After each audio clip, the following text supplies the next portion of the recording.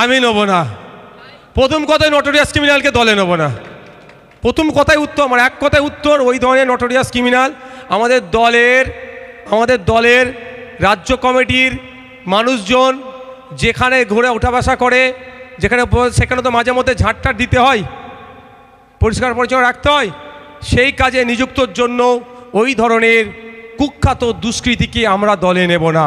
কারণ ওখানে ঝাঁটপাট দিতে দিতে আমার 5টা ভালো মানুষ যারা পেন খাতা বই নিয়ে লড়াই করতে চায়, সেও হয়তো কথা শুনে সেও হয়তো বোম তুলে নিতে পারে। সুতরাং ওনাকে নেওয়ার প্রশ্ন আসছে না।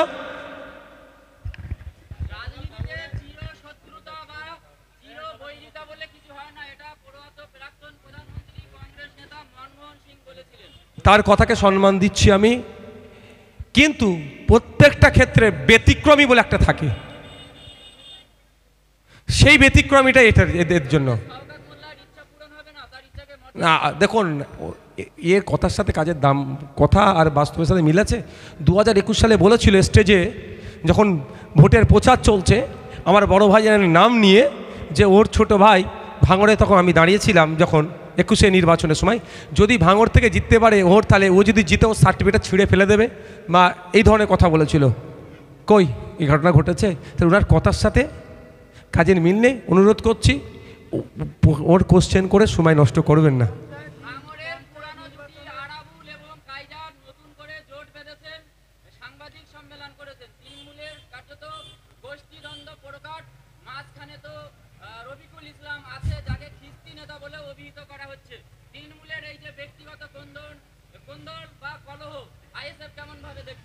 দেখুন, আমি একজন বিধায়ক হিসেবে প্রথম বলবো, যার যাকে ভালো লাগবে সে তার দিকে থাকবে, যার যে দল ভালো লাগবে করবে।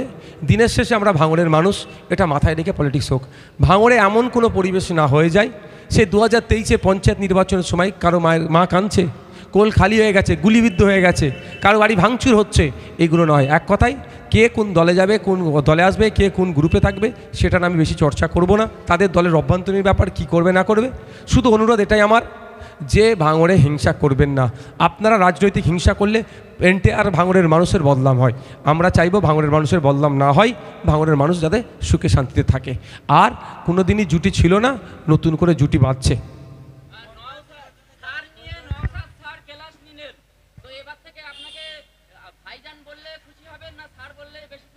দেখুন, যেটা আপনি ভালোবেসে যেটা ডাকবেন, আপনি যেটা ডেকে খুশি হবেন, আমি সাড়া দেবো সেই ডাকি আপনার।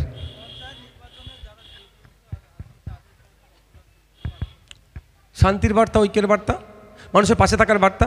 আজকে রেজাউল, আজকে আপনার মহিউদ্দিন, আজকে হাসান আমাদের মধ্যে নাই, কিন্তু মহিউদ্দিন, হাসান, রেজাউলের স্মৃতিতে আমরা রক্তদান করে 650, এখানে 650 অলরেডি ক্রস করেছে। চালতাবেরিয়ায় 753 জন।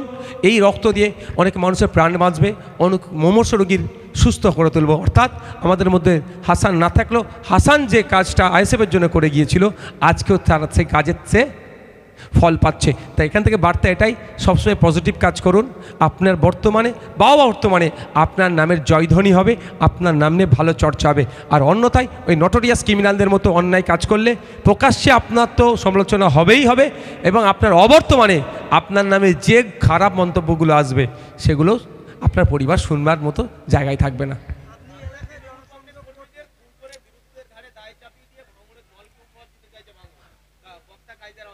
এটা তো আমরা অনেক আগে বলেছি। যেদিনকে খুন হয়েছিল তারপরের দিন সকালে আমি বাইট দিয়েছিলাম। বাইট দেওয়ার পরে কি বলেছিলাম, যদি সঠিক তদন্ত হয়, সরকার সাহেব যেখানে দাঁড়িয়ে আছে তার right side, left side, front side, back side, তখনও কিন্তু কেউ গ্রেফতার হয়নি, এ কথা বলেছিলাম। সঠিক তদন্ত হলে তাহলে ধরা পড়বে। তারপরে যখন প্রথম যাদের কয়েকজনকে ধরলো, তাদের মধ্যে সরকার সাহেবের সিকিউরিটির পরে সব থেকে কাছে যে ব্যক্তিটি দাঁড়িয়েছিল, সেইটি ব্যক্তিটি গ্রেফতার হয়েছে। আমি আজও বলছি, যদি সঠিকভাবে তদন্ত হয়, তার পরিবার যদি চাই নওশাদ সিদ্দিকী বিধায়কের সহযোগিতা, কোর্টে গিয়ে আমরা মামলা করব।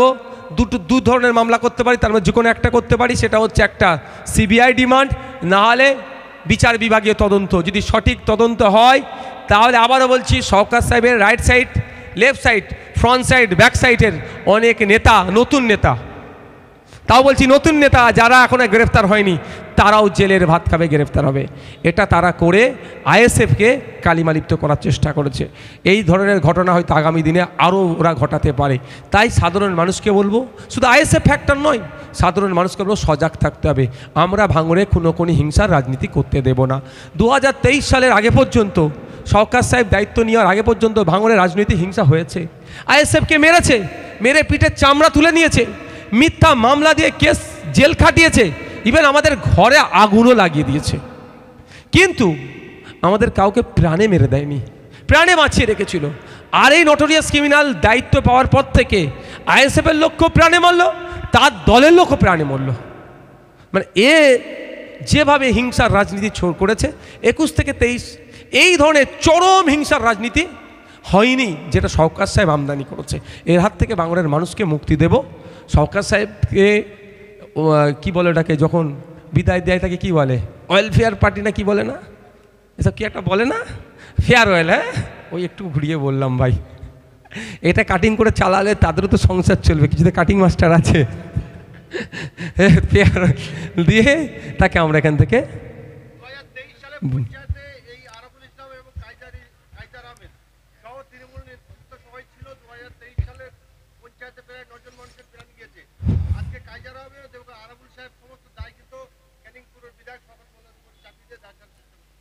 দেখুন, আমি একটা কথা বলছি, এই খুনের পিছনে সরকার সাহেব কেসে প্ল্যাটফর্ম কারা দিয়েছে সেগুলো খুঁজুন। আজকে অনেকে মাইকের সামনে মাইক বুম ধরে অনেক বড় বড় গল্প বলছে, খুনের রাজনীতি হবে না, হ্যান হবে না, অনেক গল্প শোনাচ্ছে। এদের মধ্যে থেকে অনেকে সরকার সাহেব এখানে এসে যে খুনের রাজনীতি করবে সে প্ল্যাটফর্ম দিয়েছে। সেই জন্য দেখবেন আমাদের মহিউদ্দিন, আমাদের রেজাউল, আমাদের হাসানকে যারা খুন করেছে, আর আমাদের মানুষদের যারা গুলিবিদ্ধ করেছে, যখন আমরা অভিযোগ দায়ের করেছি, মূল হোতাদের নামগুলো আছে।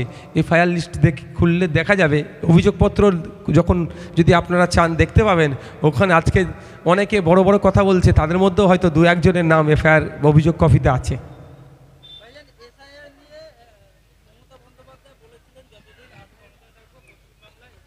উনি ক্ষমতায় নেই বলে পশ্চিমবঙ্গের এসআইআর হচ্ছে। তাহলে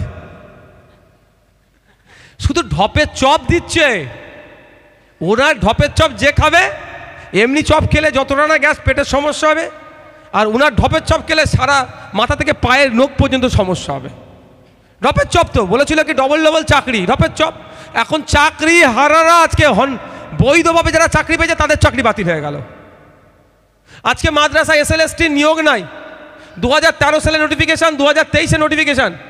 এই এত ডিস্টেন্স, মাদ্রাসায় প্রায় 10,000 শিক্ষাকর্মী শূন্য পদ, কিন্তু চাপে পড়ে কিছু 600 কটা ভ্যাকেন্সি, 300 না কটা ভ্যাকেন্সি দিয়েছে, মানে আপনার জয়নিং লেটার দিয়েছে।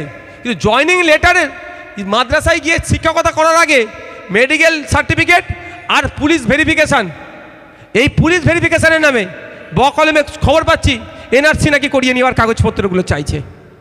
তো ঢপের চপ দিয়েছে, 10,000 মাদ্রাসা দেবার গল্প শুনিয়েছে। আনএডেড মাদ্রাসা 338টি, যাদের এখন অনুমোদনহীন, আর অনুমোদন 237টি, 235টি। না বাচ্চাদের মিড ডে মিল, না বাচ্চাদের স্কুলের ব্যাগ, না বাচ্চাদের বই, না বাচ্চাদের পেন খাতা, না চক, না ডাস্টার, কিছুই দিচ্ছে না। আপনি শুনলে অবাক হবেন, যে সরস্বতী প্রেস আছে সে স্কুলের বই বিক্রি করে মার্কেটে, আর মাদ্রাসার বই বাইরের মার্কেটে বিক্রি হয় না, আর সরস্বতী প্রেস ক্লাবে বিক্রি করছে না, আর সরকারও ওই মাদ্রাসাতে বই দিচ্ছে না। বাচ্চারা কোথায় যাবে? এই ঢপের চপ দিয়ে চালাচ্ছে। আর ঢপের চপ কি আমরা এই জায়গায় দাঁড়াচ্ছি, এই SIR নিয়েও ঢপের চপ দিয়েছিল, বলছিল SIR হলে হাম কি ঘিরাও করেঙ্গে। তো ঘিরাও করার বাদ দিয়ে, বসো ভাই বসো, আরে তুমি বসো, পিছনে ক্যামেরা চলছে। ঘেরাও করা বাদ দিয়ে কি তারপরের দিনই চা খেতে চলে গেছে অফিসে। এই ঢপের চপে কেউ বিশ্বাস করবেন না।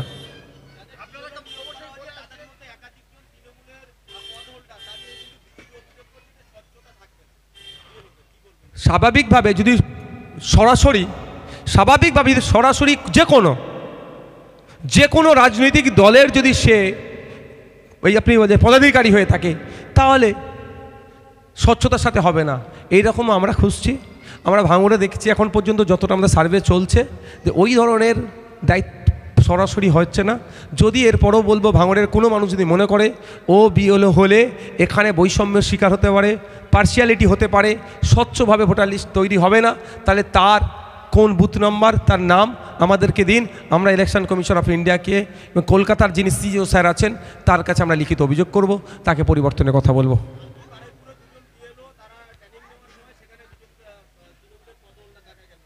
তাহলে নিশ্চিতভাবে তার বুথের তার অ্যাসেম্বলি যেটা আছে, তার বুথ যেটা আছে, তার অঞ্চল যেটা আছে, নিশ্চিতভাবে তার নামে অভিযোগ দায়ের হবে। তাদের লোকাল থেকে অভিযোগটাই দায়ের করতে হবে স্বাভাবিকভাবে। আমি জানি না কে হয়েছে, কোন বুথের তিনি দায়িত্ব পেয়েছেন, তাকে সরিয়ে দেবে, কিছু করার নেই, সরাতে বাধ্য, নাহলে বৈষম্যের শিকার হয়ে যাবে।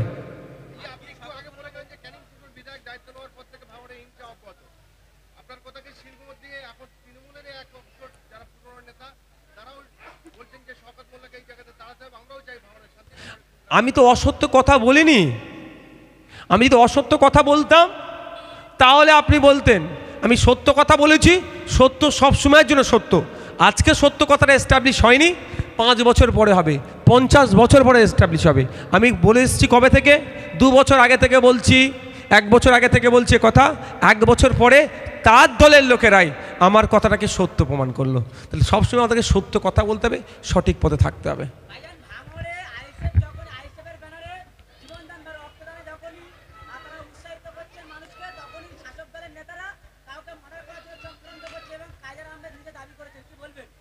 দেখুন, আমরা বলছি কায়জার সাহেব, আরাবুল সাহেব, রাজ্জাক খাঁ সাহেব যিনি মারা গেলেন, বা আরও যারা নেতারা আছে, আমার সাথে তাদের রাজনৈতিক মতপার্থক্য ছিল, আছে, থাকবে।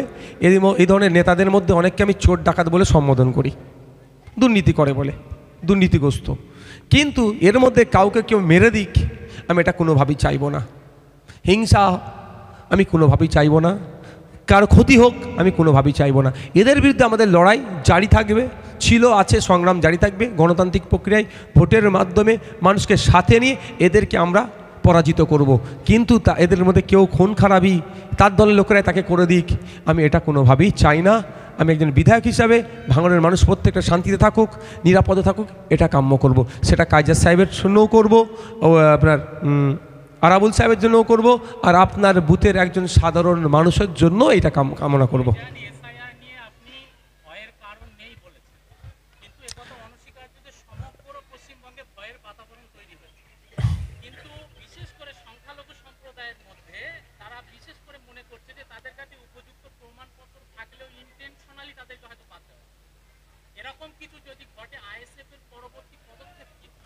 প্রথম কথা, আমি ভয়ের কারণ নেই বলিনি, আমি বলেছি আতঙ্কিত হবেন না। আমি কি বলেছি? এসআইআর নিয়ে অহেতুক অযথা আতঙ্কিত হবেন না। দ্বিতীয় কথা হচ্ছে, আপনি যেটা বলছেন যে সংখ্যালঘু সম্প্রদায়ের মুসলিমরা আতঙ্কিত, তাদের বৈধ কাগজপত্র থাকার পরেও নাকি তাদেরকে হ্যারাসমেন্ট করবে। দুটো বিষয় বলছি। এই যে কথাটা ছড়াচ্ছে কারা, সবাই তারা তৃণমূল আর বিজেপি ভয় দেখাচ্ছে। তাহলে বাইনারি পলিটিক্স তৈরি করার জন্য কথা ছড়াচ্ছে। আমার কাছে কাগজ আছে, আমি বুক ঠুকে বলবো, আমি কাগজ জমা দেবো, রিসিভ নেব। তারপরেও যদি আমার নাম লিস্টে না আসে, আমি অভিযোগ দায়ের করব। অভিযোগ জমা করার সময় দিচ্ছে, আমি ফিজিক্যালি অ্যাপিয়ার হয়ে সেটাকে সমাধান করব। এরপরেও যদি বলছি, শুধু আমি একথা বল জোর গলায় বলে যাচ্ছি, কোনো তৃণমূলের কর্মী, তৃণমূলের নেতা, তৃণমূলের পদাধিকারী বৈধ কাগজপত্র থাকার পরেও তাকে যদি অবৈধ ঘোষণা করা হয়, তার জন্য আইএসএফ নওশাদ সিদ্দিকী আইনি লড়াই লড়বে। সাধারণ মানুষের জন্য তো লড়বই।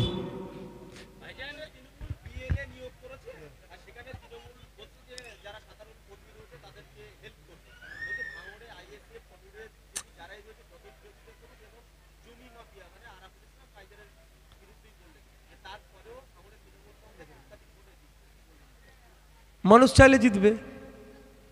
যদি মানুষ চাইলে জিতার যদি ওদের জায়গায় থাকে, তাহলে আমাদের নেতাদের নামে মিথ্যা মামলা দিচ্ছে কেন?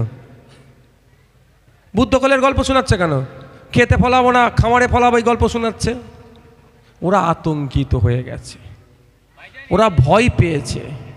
মানুষ দেখছে যে 2021 থেকে 2026 মানুষ সজাগ সতর্ক হয়েছে। আরও বেশি ভোটে মানুষ ওদেরকে হারাবে। ওদেরকে পরাজিত করার জন্য ওদের দলের যারা সমর্থক, তারাও ওদেরকে নিয়ে অতিষ্ঠ।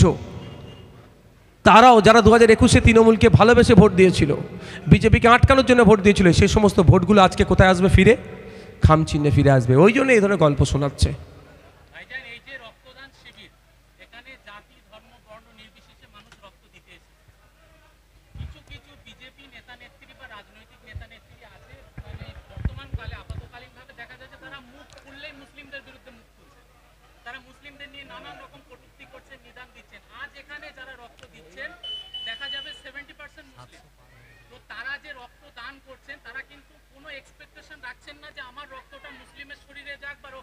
না থাকাটাই তো স্বাভাবিক মানুষের পরিচয়।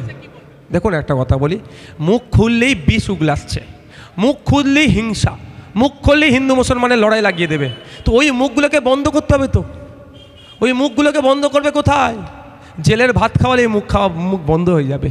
জেলের ভাত খাওয়ানোর দায়িত্ব নওশাদের নয়, জেলের ভাত খাওয়ানোর দায়িত্ব হচ্ছে পুলিশ মন্ত্রীর, জেলের ভাত খাওয়ানোর দায়িত্ব হচ্ছে মমতা ব্যানার্জির। তিনি কি নাকে তেল দিয়ে ঘুমাচ্ছেন? রাজ্যের হিংসার বাতাবরণ তৈরি করতে চাইছে। আমরা সম্প্রীতির সাথে হিন্দু মুসলমান নির্বিশেষে ঐক্যবদ্ধ হয়ে কাঁধে কাঁধ মিলিয়ে বসবাস করছি। আমরা এক জায়গায় চাষবাস করছি, এক চায়ের দোকানে উঠা বসা করছি, আড্ডা দিচ্ছি।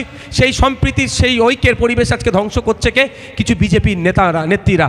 তাদেরকে মুখটা বন্ধ করতে হবে। মুখ বন্ধ করার দায়িত্ব হচ্ছে মমতা ব্যানার্জির। দুর্ভাগ্য, মমতা ব্যানার্জি তাদের মুখ বন্ধ না করে বকলে তাদেরকে আরও উৎসাহিত করছে। হিন্দু মুসলমানের মধ্যে যত বিভাজন তৈরি হবে, বিজেপি তৃণমূল মিলে তত ফায়দা নেবে। এর হাত থেকে বাংলাকে বাঁচানোর জন্যই হিন্দু মুসলমান নির্বিশেষে মানুষকে ঐক্যবদ্ধ করছি। এই ধরনের সামাজিক অনুষ্ঠান হিন্দু মুসলমান নির্বিশেষে এক জায়গায় থেকে তাদের বিরুদ্ধে হুঙ্কার দিচ্ছি। তার সাম্প্রদায়িক শক্তিকে বাংলায় ঠাঁই দেবো না, তাই সেই কথা বলছি। Thank you.